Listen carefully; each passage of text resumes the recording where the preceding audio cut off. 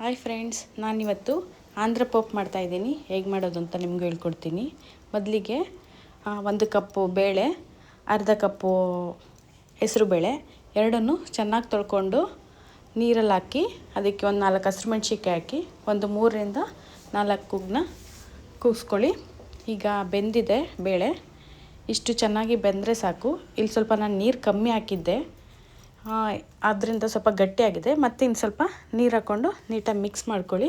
ಮತ್ತು ಇದಕ್ಕೆ ಒಗ್ಗರಣೆಗೆ ಬೇಕಾಗಿರೋದು ಪಾಲಕ್ ಸೊಪ್ಪು, ಈರುಳ್ಳಿ, ಬೆಳ್ಳುಳ್ಳಿ, ಟೊಮೊಟೊ ಮತ್ತು ಕರಿಬೇವು ಇಷ್ಟು ಬೇಕಾಗುತ್ತೆ.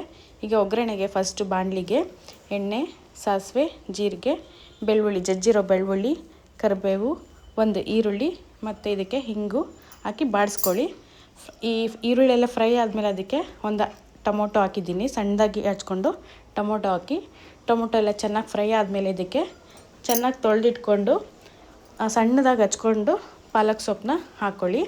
ಈ ಪಾಲಕ್ ಸೊಪ್ಪು ಹಾಕಿದ್ಮೇಲೆ ಸ್ವಲ್ಪ ಉಪ್ಪನ್ನು ಹಾಕಿ ಸ್ವಲ್ಪ ನೀಟಾಗಿ ಫ್ರೈ ಮಾಡಿ. ನೋಡಿ, ಜಾಸ್ತಿ ಹಾಕಿದ್ರೂ ಸೊಪ್ಪು ಎಷ್ಟೇ ಇಷ್ಟ ಆಗಿರುತ್ತೆ. ಮತ್ತು ಇದಕ್ಕೆ ಸ್ವಲ್ಪ ಅರಿಶಿನದ ಪುಡಿ ಹಾಕ್ಬಿಟ್ಟು ನಾವು ಕೂಗಿಸ್ಕೊಂಡಿರೋ ಬೇಳೆನ ಹಾಕಿದ್ರೆ ದಾಲ್ ರೆಡಿ ಆಗುತ್ತೆ. ಇದಕ್ಕೆ ನಾವು ನಮ್ಮ ಕನ್ಸಿಸ್ಟೆನ್ಸಿ ಎಷ್ಟು ತೆಳ್ಳಗೆ ಬೇಕು, ನಿಮ್ಗೆ ಎಷ್ಟು ಗಟ್ಟಿ ಬೇಕು ಅಷ್ಟು ನೋಡಿಕೊಂಡು ನೀರು ಹಾಕ್ಕೊಳ್ಳಿ.